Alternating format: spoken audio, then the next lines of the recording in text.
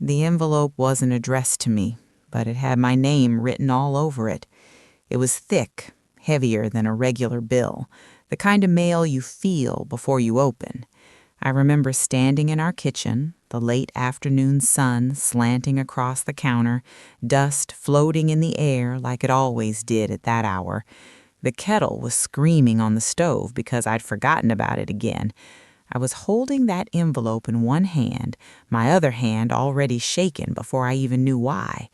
I hadn't opened it yet, but something inside me already knew. For years, my husband had been telling me the same story. We're broke. We're barely making it. We have to be careful. And I believed him. I believed him because that's what wives do when they love a man. They trust the tone of his voice, the way he sighs at night, the tightness in his jaw when he looks at bank statements he never quite lets you see. I stood there, staring at my own kitchen wall, and felt something quietly crack open inside my chest. That envelope would change everything. But at that moment, I was still the woman who thought tightening her belt could save a marriage. Before all of this, our life looked ordinary, not glamorous, not tragic, just lived in. We'd been married for 22 years, long enough that our conversations sometimes happened without words, long enough that I could tell his mood by the way he closed the car door, long enough that the house still smelled faintly of the kids even though they were grown and gone. Our mornings followed a rhythm. I woke up before him, always. The house would be quiet except for the hum of the refrigerator and the neighbor's dog barking 2 houses down. I'd make coffee, black for him with a splash of milk for me, toast if we had bread, eggs only on weekends because eggs had become too expensive, according to him. That phrase, too expensive, had slowly crept into every corner of our lives. We stopped eating out. We stopped taking weekend trips. I stopped getting my hair colored professionally and bought a box dye that left my bathroom smelling like chemicals for days. When my shoes wore thin at the heel, I glued them instead of buying new ones. When the washing machine started rattling, I learned to ignore the noise. Just for a while, he'd say, until things get better. He worked in sales, always had. His income had never been steady, but it had always been enough, until suddenly it wasn't, or so he said. Some nights I'd find him sitting at the dining table, papers spread out like he was trying to solve a puzzle with missing pieces. He'd rub his temples and let out long breaths, the kind meant to be heard. "We're drowning," he told me once, his voice low. "I don't want to worry you, but we're close to losing everything." I remember reaching for his hand then. It felt cold, clammy. I thought it was fear. "I can pick up more shifts," I said. "I can cut back more." He nodded, grateful, or at least he looked grateful. I didn't know then that gratitude can be a mask, too. I worked at a small medical office, checking in patients and filing insurance claims. It wasn't glamorous, but it was steady. My paycheck became our safety net, or so I believed. I started covering more of the household expenses, groceries, utilities, little things that add up when no one is counting but you. When my daughter suggested we take a mother-daughter weekend trip, I told her I couldn't afford it. "But Mom," she said, frowning through the phone, "you've worked nonstop for years." I laughed it off. Maybe next year. Next year became a phrase I used like a lullaby, something to soothe disappointment, something to push hope into the future where it wouldn't ask too many questions. At night, when my husband came to bed, he'd scroll through his phone longer than he used to. The glow of the screen lit his face in soft blue shadows. I noticed it, of course. I noticed everything. But I told myself it was stress. Everyone escapes somehow. He still kissed me goodnight, still called me babe, still complained about money, and I still believed him. The first real crack didn't come with a fight or a confession. It came quietly, like rot under floorboards. One afternoon, I got home early. The house smelled wrong. Not bad, just unfamiliar. a sweeter scent, like perfume that didn't belong to me. I stood in the hallway, purse still on my shoulder, listening. He was on the phone in the bedroom. His voice was low, softer than I'd heard him in months. I told you I'd take care of it. Don't worry. There was a pause, then a small laugh, not the tired laugh he gave me, something lighter. I backed away before he could see me. My heart thudded loud in my ears. I hated myself for listening, hated myself more for wanting to hear more. When he came out a few minutes later, he looked startled. "You're home early." "Slow day," I said. He nodded too quickly. "That's good." That night, I lay awake long after he fell asleep, staring at the ceiling fan as it creaked and turned. I told myself I was imagining things, that marriage makes you suspicious when life gets hard. But suspicion, once planted, doesn't stay quiet. A week later, the envelope arrived. It was mixed in with the usual junk mail and utility bills. I almost missed it, almost tossed it aside, but something about the return address caught my eye. A bank name I recognized, but not one we used, at least not that I knew of. I sat it on the counter and finished putting away groceries. The plastic bags rustled loudly in the silence. My heart kept time with the sound. When I finally picked it up, my name was there, and his. I sat down at the kitchen table. The chair scraped against the tile, too loud, too sharp. My hands were steady when I opened it. That scared me more than if they'd been shaken.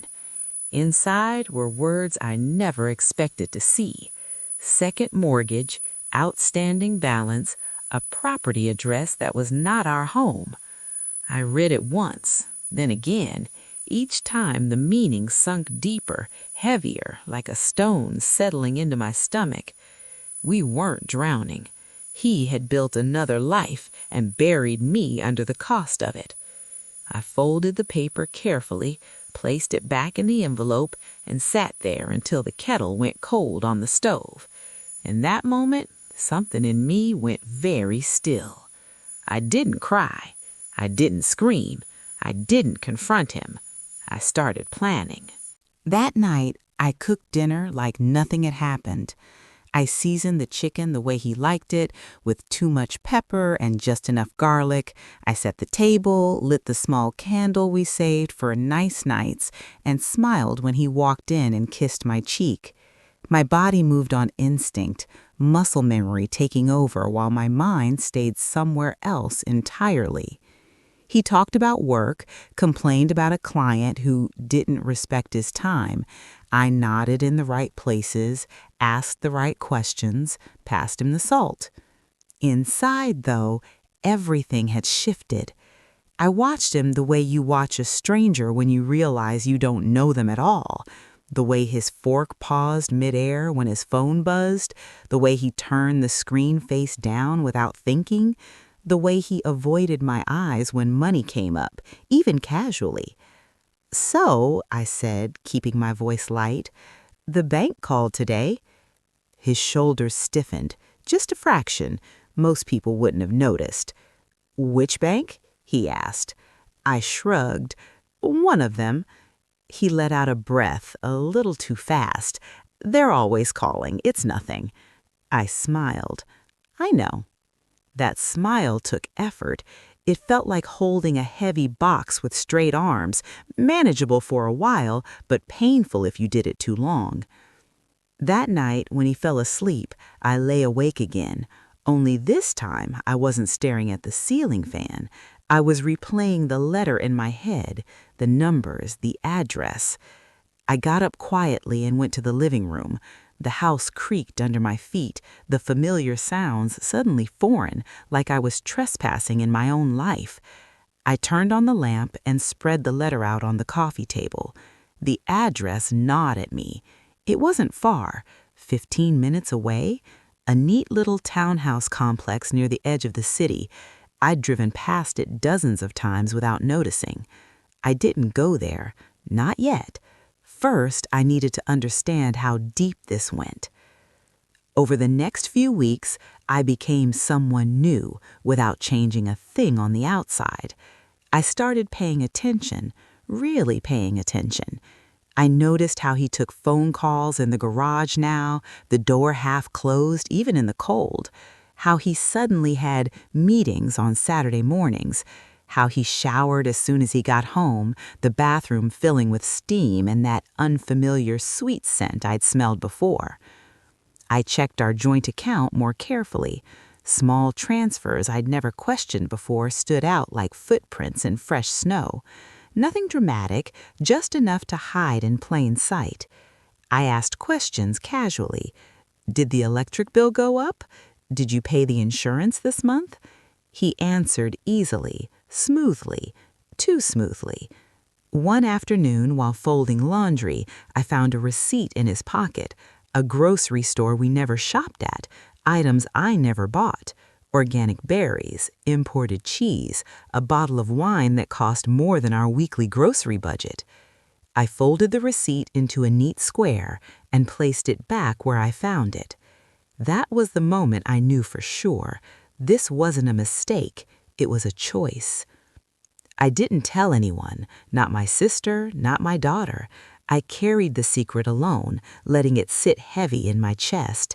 Some nights it pressed so hard I thought I might break, but I didn't. Instead, I started preparing. I opened a new bank account in my name only, a small one. I told myself it was for emergencies, which in a way was true.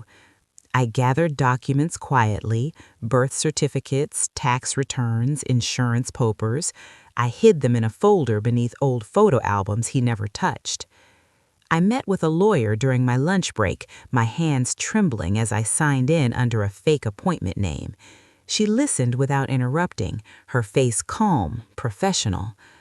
"A second mortgage taken without your knowledge is serious," she said gently, "especially if it funded an affair." I swallowed. Hearing it out loud made it real in a way nothing else had. "What are my options?" I asked. She explained them slowly, methodically, like laying out stepping stones across a river. I walked back to work afterward in a daze, the sounds of traffic too loud, the sky too bright. My life had split into before and after, and I was standing in the middle trying not to fall. The confirmation came on a rainy Thursday evening. He'd left his phone on the kitchen counter while he showered. It buzzed once, then again. I told myself not to look. I told myself I didn't need more proof, but my hand moved anyway, like it belonged to someone else. A message preview lit up the screen.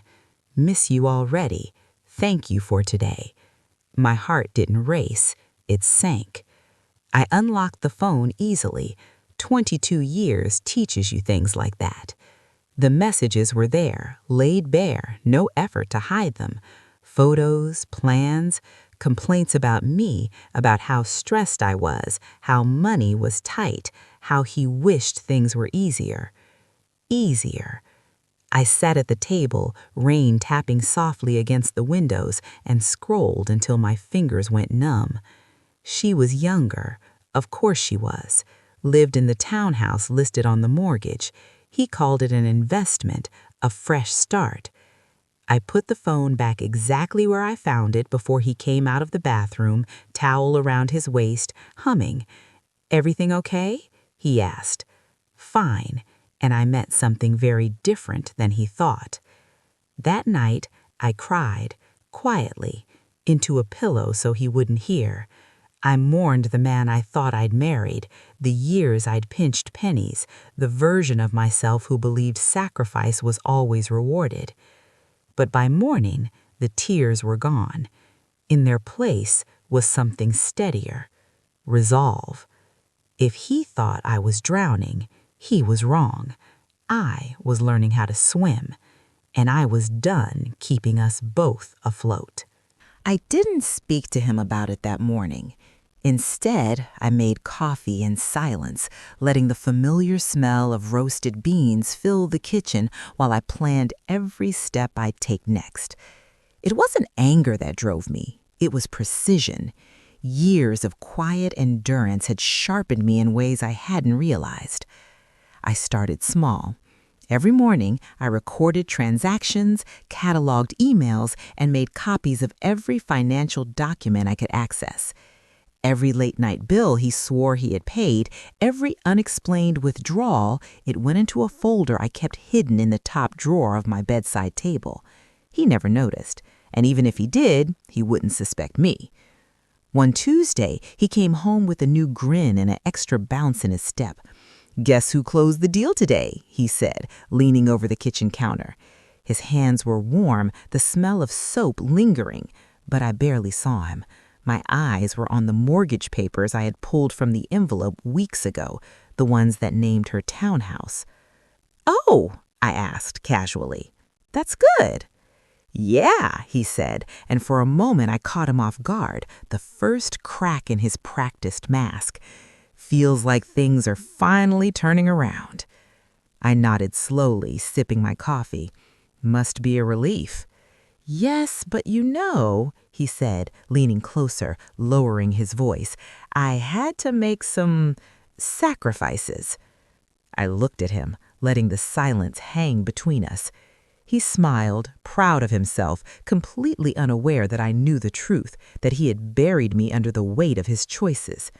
The first time I actually considered leaving, I didn't speak. I just started imagining it. Every detail, the routes I would take, what I would pack, who I could call for support. It felt dangerous, exhilarating, like plotting a quiet revolution in a house that had always seemed safe. I began saving every spare penny in the account I'd opened. Small deposits at first, careful to avoid suspicion. My routine became a game, feed the illusion of normalcy while building my own freedom. I fixed his favorite meals, smiled when he spoke about her, shared in his jokes, played the perfect wife, even as my entire world had quietly shifted. Then came the day I decided I needed to see her. I drove past the townhouse first, my hands gripping the steering wheel so tightly my knuckles ached. It was charming, immaculate, not like our home. The walls of our living room held years of memories, the faint smell of burnt toast lingering in the mornings, but neat, new, and obviously her. I drove by it 3 times before I let myself park across the street. She came out once, laughing on the phone, hair catching the sunlight in soft waves. And then it hit me. She didn't know I existed. She didn't know she was living on money taken from my sacrifices. She didn't know the man she adored had built this life on deception. I didn't confront her. I didn't even speak. I simply watched, letting the truth sink in fully, letting the reality of their betrayal cement itself. Back at home, I waited for him. He was oblivious, humming in the shower while I laid out the next part of my plan. I needed leverage. I needed certainty. So over the next week, I contacted the mortgage company. Using the documents in the envelope, I confirmed everything. Second mortgage, taken in secret, all the paperwork signed, all the payments made using funds I had contributed unwittingly to the household. I also learned something else. The bank didn't require me to be informed since it was under his name alone. That small technicality gave me clarity. The system had allowed him to hide, but it also meant the responsibility rested squarely on him. I didn't need anyone else to confirm what I already knew, but I also didn't need to confront him yet, not until I had arranged my exit in full. That night, we ate dinner quietly. I served spaghetti, let him heap his plate with the sauce he liked, and watched him talk about his day. He smiled, oblivious. I nodded, asking questions he didn't expect me to ask, keeping him off balance. Afterwards, he went to his office to catch up on some work. I waited until I heard the garage door click shut and the car engine roar to life. Then I slipped into his study. Everything was quiet except for the hum of the heater. I opened his filing cabinet, the one he thought I never touched, and there they were.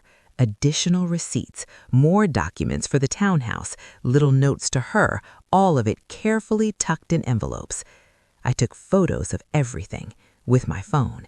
Every page, every number, every proof of betrayal. It was slow work. I didn't rush. Precision was key. I didn't need to hurt him unnecessarily. I needed the facts. As I put everything back, I heard him come downstairs. My heart jumped. I froze, pretending to be arranging papers. He paused at the doorway. "You're up late," he said, voice cautious. "Yes," I replied, softly. Couldn't sleep. He glanced around, didn't notice the envelope in my hands, didn't notice the faint tremor in my own voice. "You should get some rest," he said, turning toward the stairs. "I will," I said, and for the first time in years, I meant it. Rest, away from the weight of his lies, away from the life he had built on secrets. The following days, I orchestrated my quiet departure. Nothing dramatic, no shouting, no tears at the front door, just planning, patience, and a calm, steady collection of my own life back into my hands. I hired a moving company to come while he was at work. I packed only what I needed: clothes, important documents, sentimental items. Everything else could stay. I didn't need revenge through destruction. I needed freedom. On the last night, I left a single envelope on the dining table. No words of accusation, just the mortgage statement highlighted in red. No explanations, no pleading, only facts. The weight of what he had done now pressed squarely on him. By the time he returned home, I was gone. When he walked into the house that evening, the quiet hit him first. The hum of the heater, the faint smell of dinner long gone cold, the empty spaces where my life had once filled every corner. He paused mid-step, eyes scanning the room like he expected me to appear from behind the sofa, smiling, humming, pretending everything was normal. I wasn't there. On the table lay the envelope, crisp and unopened, waiting for him to understand. My penmanship wasn't dramatic, just neat, almost clinical, but the weight of the contents was enough. He picked it up, frowning, and opened it. Second mortgage statements, payment history, address of the townhouse, copies of messages, receipts, proved that he had spent money we didn't have on a woman who was not me. He dropped the envelope as if it burned him. His eyes went wide, a flash of panic replacing the smug confidence he wore like armor for so many years. You knew?" he whispered, voice low, trembling. I wasn't there to answer. I was already gone, sleeping at a friend's house, safe, away from the chaos he had created. But the silence in that room, that empty kitchen, was my message. The next morning, I called my lawyer. I wanted to make sure he couldn't undo what I had set in motion. The mortgage was legally his alone, but everything else, our joint accounts, our shared property, was now in my hands to protect. I filed quietly, meticulously, making sure the law was an ally for once in my life. Within a week, the news spread, not like gossip, not like a town scandal, but the truth reached the people who mattered. Our grown children found out. Friends noticed the house was suddenly empty, and whispers of trouble began to circulate. He tried to explain, of course, tried to minimize, to charm, to claim stress, poor judgment, a mistake. But the facts were undeniable. The bank knew the truth. Our children knew the truth. And the woman, well, she learned just enough to understand that the man she loved had been playing a dangerous game. I watched from a distance as the consequences unfolded. At first, there was anger. A lot of it. He had creditors calling, the townhouse payments lagging, rumors of legal action spreading. People he had tried to manipulate were no longer silent witnesses. They demanded answers. His reputation, carefully constructed over decades, began to crumble quietly, like sand slipping through fingers. And through it all, I stayed calm. I didn't gloat. I didn't call or confront.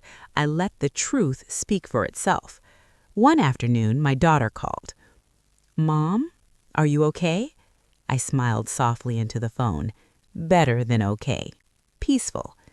Good, because he's been trying to reach me, trying to explain, trying to make it seem like you're overreacting. I took a deep breath. Let him speak. The truth is stronger than anything he can say. Later that week, he came to see me, not at my old house, not at the townhouse, not anywhere public, just me, alone, in a neutral space.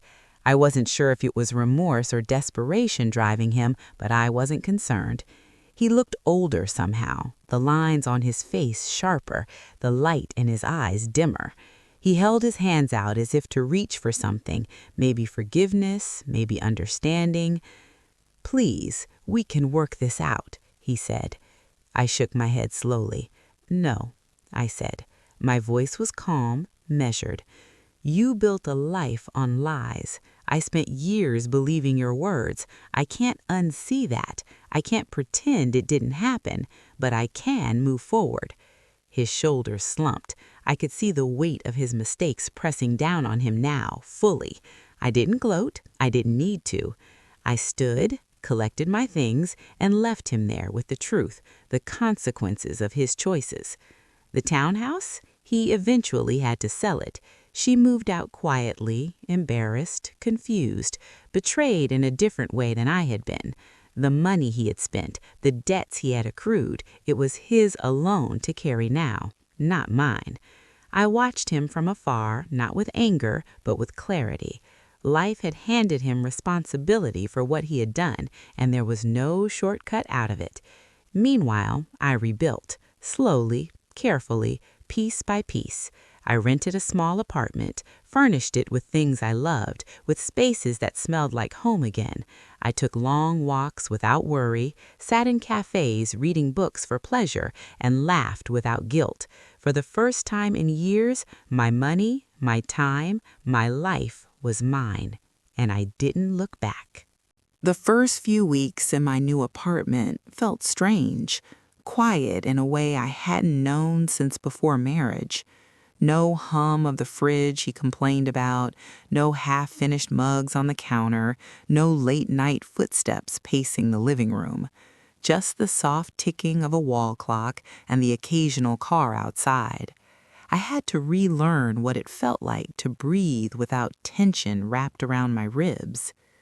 At first, I stayed in the kitchen a lot, not cooking elaborate meals, just making tea, reheating leftovers, savoring the way steam curled from a mug and fogged the window. It was mundane, but it was mine. Every cup, every stir, every sound of the kettle clicking off felt like reclamation. I also began spending more time with friends I had neglected over the years. People who didn't know the version of me who made do, who didn't know about the late-night anxieties and whispered arguments about money. We went for lunches, walked along the river, laughed at things that weren't layered with caution or compromise. Slowly, I started to feel whole again. One evening, while unpacking a box of old photographs, I paused at a picture of us, my husband and I, taken when the kids were small. We were sitting on the grass, the sun warm on our faces, smiling genuinely. My chest tightened, and for a moment I felt the pang of mourning for what I had lost. Not just him, but the trust, the simplicity, the safety I once felt.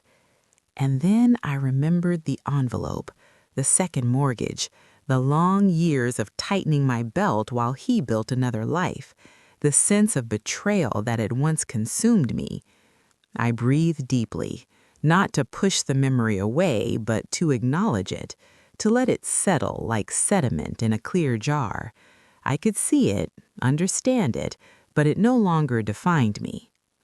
Healing didn't mean forgiveness at first. Forgiveness came later, in small, quiet increments. It came when I realized that holding on to anger would only keep me tethered to the person who had caused it.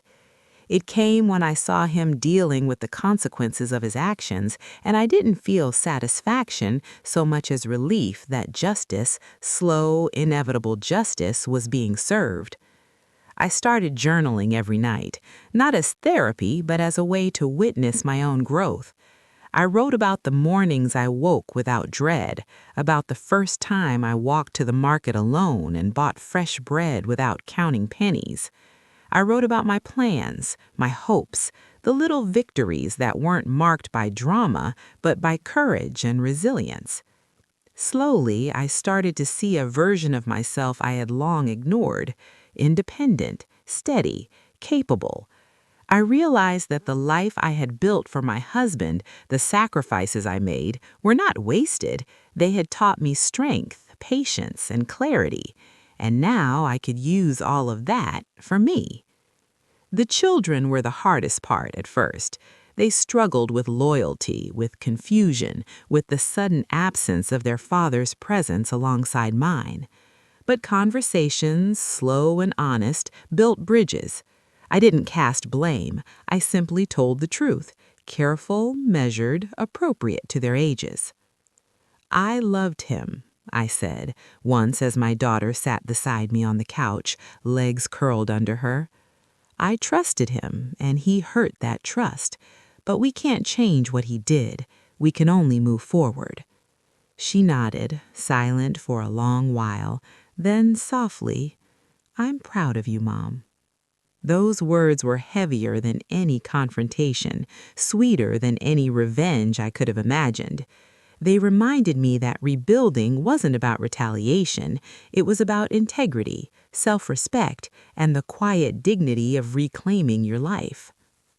As the months passed, I began to enjoy the little things again: cooking meals for just myself or for friends, listening to music I hadn't played in years, taking spontaneous walks when the weather was nice.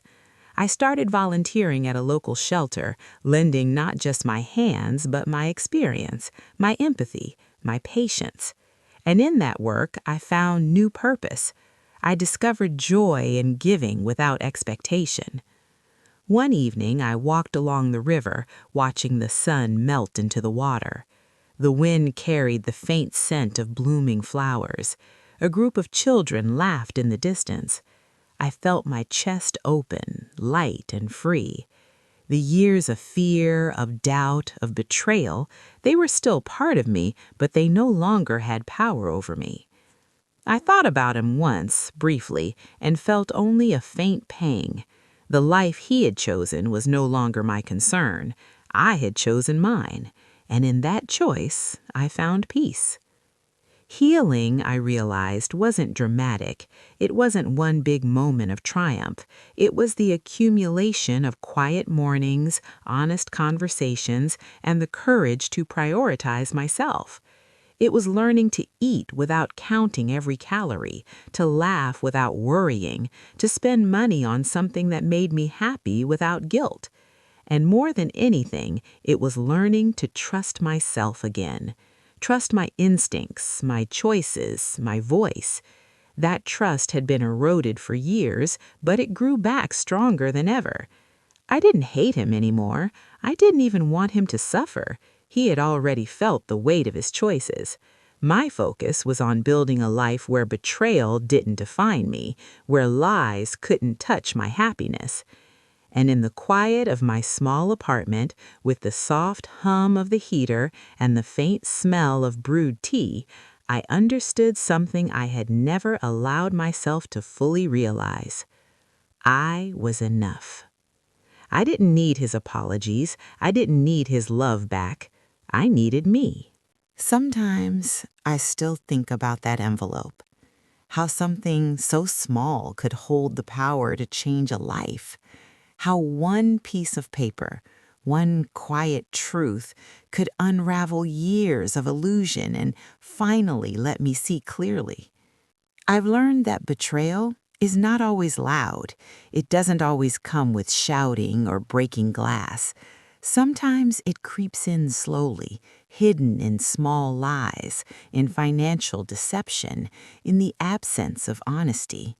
And sometimes it takes years to recognize it and even longer to act.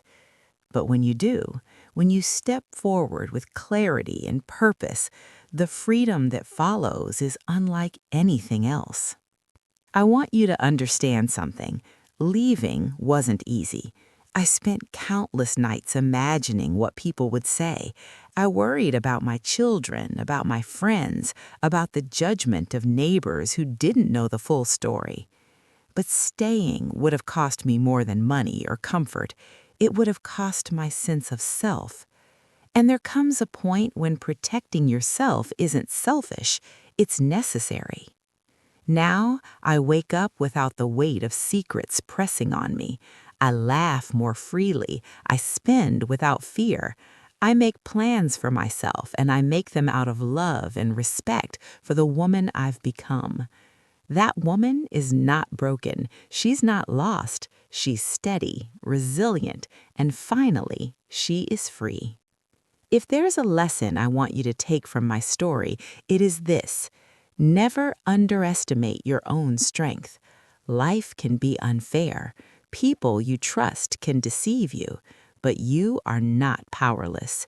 You can find clarity, take measured action, and reclaim the life that is rightfully yours. And sometimes the most powerful revenge isn't cruelty, it's walking away. Walking away quietly, confidently, and leaving the consequences to those who caused the pain. That is dignity. That is freedom. That is healing. Would you have had the courage to leave like I did, or would you have stayed, hoping things might change? I'd love to hear your thoughts. Share your story in the comments below, because sometimes telling the truth about what happened is the first step to finding your own peace. And if my story resonated with you, please subscribe and join me for more stories of real life, real emotion, and real lessons. Life isn't perfect, but through honesty, courage, and patience, we can find the strength to write our own chapters. Because in the end, the only life you can truly control is your own. The months that followed my departure were quieter than I expected, but in a way, they were louder than anything I'd experienced before. Silence has a sound of its own. It hums in your ears, fills the empty spaces you once shared with someone else, and forces you to listen to your own heartbeat.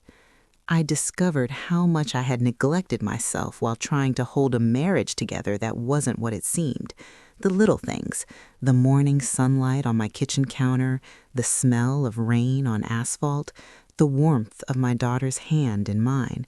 These were treasures I had overlooked because I was too busy surviving someone else's choices. One evening, I sat on my balcony, wrapped in a soft shawl, a cup of tea warming my hands. The city lights twinkled in the distance, and I realized something. I was alone, but I wasn't lonely. I was free, and freedom has its own rhythm, its own pace. I could breathe, I could rest, I could simply be. I didn't need to forgive him right away. Forgiveness isn't a switch you flip, it's a process. But I didn't hate him either. Anger and resentment are heavy chains, and I'd already learned that I wasn't going to carry anyone else's weight. Justice had been served in the quiet way the universe sometimes works. He had to deal with the consequences of his own choices. I only had to walk away with dignity intact. I started to treat my own life as a story I was writing, not a life being dictated by someone else.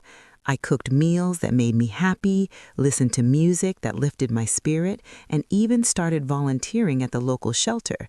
Giving my time, my energy, and my care to others who needed it reminded me that life is bigger than any betrayal, any deception, any single person who tries to diminish you. I also learned to trust again, trust my instincts, my judgment, and my worth. It's a fragile thing, trust, and it can be broken in so many ways. But rebuilding it for myself was the most empowering experience I've ever had. Each day, each choice, each small victory reminded me, I am capable, I am enough, I am whole. Sometimes I catch myself thinking about the envelope again, the one that revealed the second mortgage, the one that changed everything. I no longer see it as a weapon or a symbol of betrayal. I see it as a turning point, a doorway I didn't know I needed, but one I walked through. I let it teach me that awareness is power and action is freedom. I think about women everywhere, sitting in their kitchens, reading bills, listening to the words their partners say, and wondering if it's enough to hold on. My message is this: sometimes holding on can hurt you more than letting go. Walking away doesn't make you weak, it makes you brave, it makes you honest with yourself. And in that honesty, you discover a life that is yours and yours alone. So now, when I look back, I don't see the betrayal first. I see the strength it uncovered in me. I see the life I built for myself after the fear, the deception, and the quiet suffocation. I see mornings that start with coffee and sunlight, and evenings that end with laughter, peace, and a deep sense of satisfaction. I see a woman who finally chose herself without guilt, without shame, without hesitation. And I want you to ask yourself, where in your life are you carrying someone else's burden? What truths are sitting quietly in an envelope waiting for you to acknowledge them? How long will you let someone else's choices dictate your peace? If my story resonates with you, I hope it serves as a reminder. Courage isn't loud. Courage isn't always dramatic. Sometimes courage is simply standing up, collecting yourself, and walking out the door into a life you truly deserve. Would you have found that courage? Would you have let yourself step into freedom, even if it meant leaving behind what you thought you couldn't live without? I'd love to hear your thoughts in the comments below. Share your story, your journey, or your lessons learned. Sometimes the act of telling is the first step to reclaiming your life. Because at the end of the day, the only life you can truly control is your own. And that, my friends, is true strength. Before I close this story, I want to speak directly to you, the one watching, reading, or listening. Life has a way of testing us in the quietest, most unexpected moments. Sometimes the people we trust most are the ones who betray us. Sometimes the weight we carry isn't visible to anyone but ourselves. I know what it feels like to tighten your belt, to sacrifice quietly, to hope that love and loyalty will be enough to keep a family together. I know the ache of discovering that what you believed was true, what you lived for, was a carefully constructed lie. But here's what I've learned. Pain doesn't have to define you. Betrayal doesn't have to shatter you. And discovering the truth, no matter how devastating, is the first step toward freedom. I walked away from the life I thought I had, and in doing so, I found the life I was meant to have. I found myself again. I found peace, dignity, and strength I didn't know I had. And if there's one message I hope you take from my story, it's this: your worth is not tied to anyone else's choices. Your happiness is not negotiable. And your life is yours to reclaim at any moment, no matter the cost. So I ask you, if you were in my shoes, would you have stayed? Or would you have walked away? Would you have found the courage to protect yourself, your peace, and your future?